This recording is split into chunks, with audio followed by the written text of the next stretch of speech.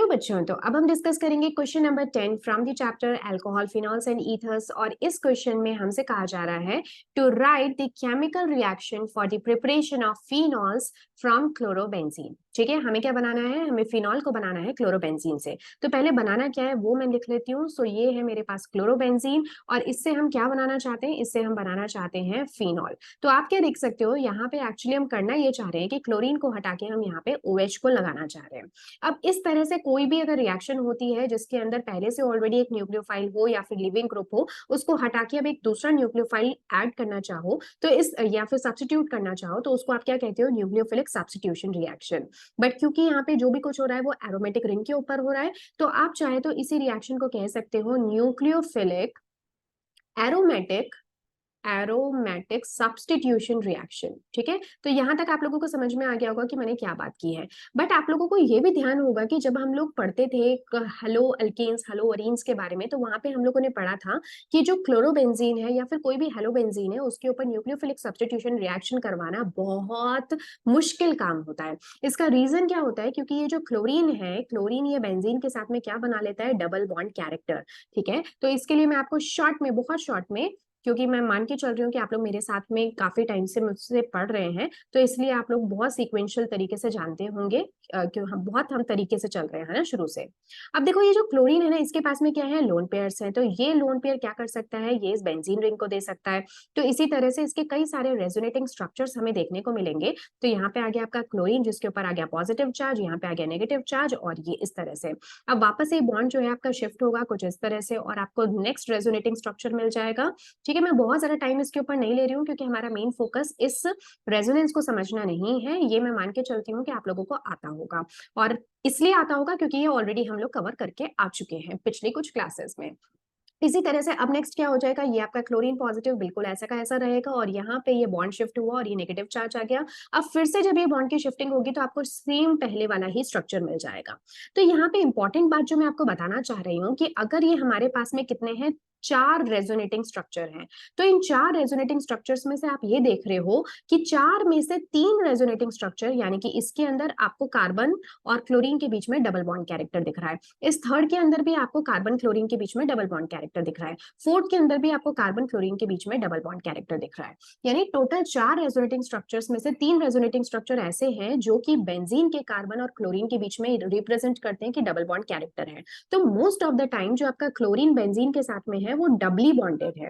तो double bond को किसी न्यूक्लियोफाइल के द्वारा तोड़ना is a very difficult process. सही बात है, सिंगल बॉन्ड को तोड़ा जा सकता है, बट डबल बॉन्ड कैरेक्टर आ जाने की वजह से अब ये रिएक्शन इतना आसानी से नहीं होगा।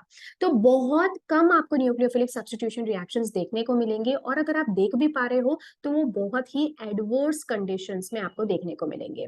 ठीक है, तो यहाँ पे हम जिस रिएक्शन की बात कर रहे हैं जिसमें हम क्लोरोबेंजीन को फिनॉल के अंदर कन्वर्ट कर रहे हैं, तो इस रिएक्शन को हम कहते हैं डाउस प्रोसेस। और जैसा कि मैंने कहा, यहाँ पे एडवर्स कंडीशंस होंगी, यानी कि बहुत हाई टेम्परेचर पे रिएक्शन कराया जाएगा और बहुत ही हाई प्रेशर पे भी।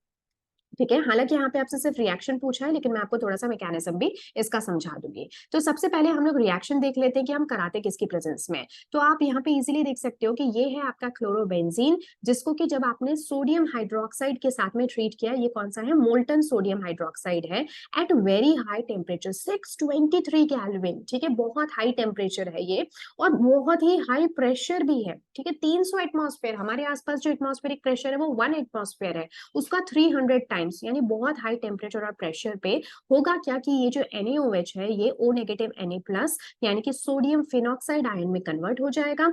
और फिर जब हम इसका हाइड्रोलिसिस कर देंगे HCl के प्रेजेंस में, तो हमें इस Na की जगह पे हाइड्रोजन आ जाएगा और इस तरह से फिनॉल मिल जाएगा।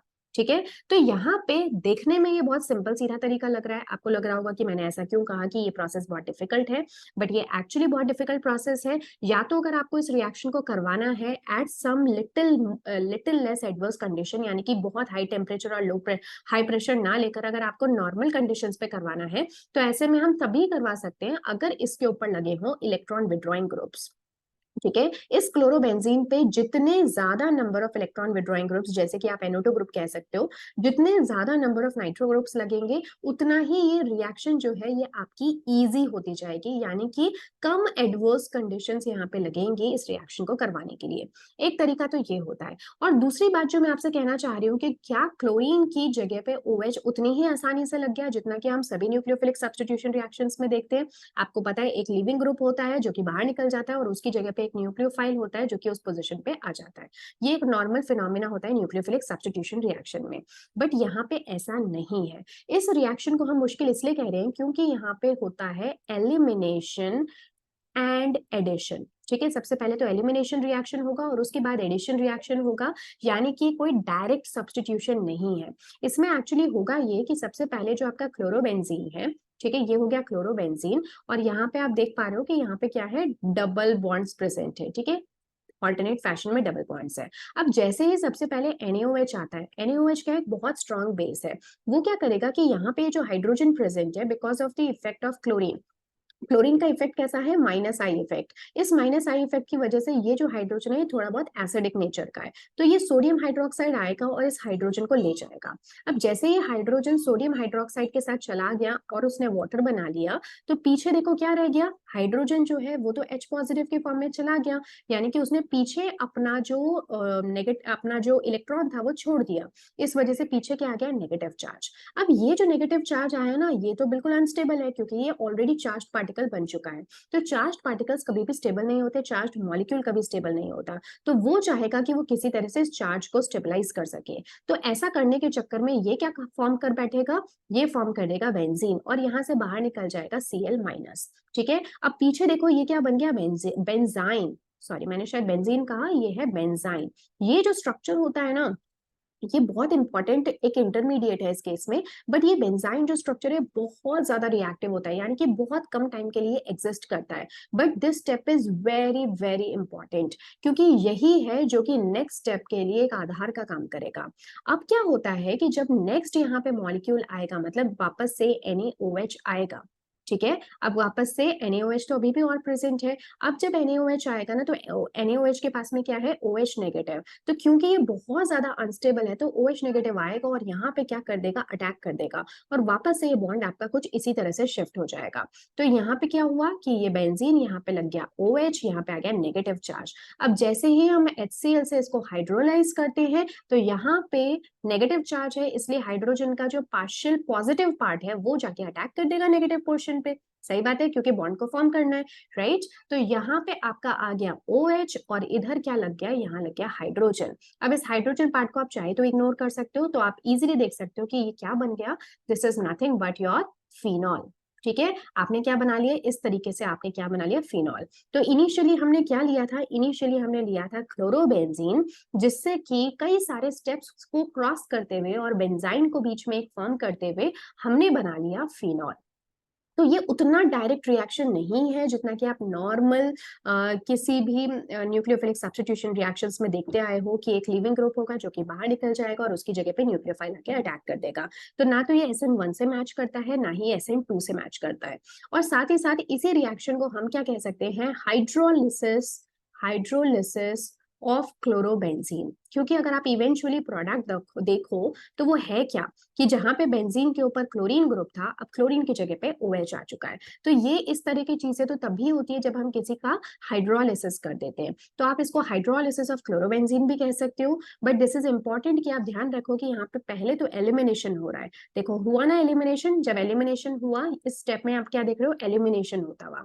तो जब यहाँ पे एलिमिनेशन हो रहा है तब बेंजाइन बन रहा है और फिर वापस से एक NaOH आएगा और यहाँ पे एडिशन हो रहा है। एक्चुअली सब्स्टिट्यूशन तो कहीं पे है ही नहीं।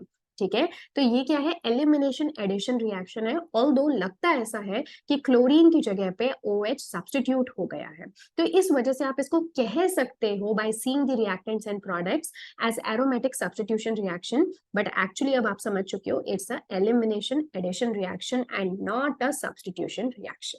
ठीक है, इसी वजह से हम कहते हैं कि जो आपके हेलोबेंजीन्स होते हैं उनके अंदर न्यूक्लियोफिलिक सब्स्टिट्यूशन रिएक्शन कराना बहुत डिफिकल्ट है। बाय द वे, ये जो रिएक्शन हम लोगों ने पूरी की पूरी पढ़ी, इस रिएक्शन को हम नाम देते हैं डाउस प्रोसेस। ठीक है, इस रिएक्शन को हम क्या कहते हैं, डाउस प्रोसेस, जिसमें सबसे पहले तो आप NaOH से ट्रीट करोगे, फिर HCl से आप हाइड्रोलिसिस करोगे। ठीक है, इनको आप ध्यान रखो। और कंडीशंस थोड़ी एडवर्स होती है, high temperature and high pressure. ठीक है, सो आई गेस कि आपको ये क्वेश्चन और ये मैकेनिज्म अच्छे से समझ में आ गया होगा। दिस इज इंपॉर्टेंट, इसको आप डेफिनेटली ध्यान रखो, ना सिर्फ इस चैप्टर के लिए, जो आपका हलोअरीन्स वाला चैप्टर था उसमें भी ये क्वेश्चन आपसे पूछा जा सकता है।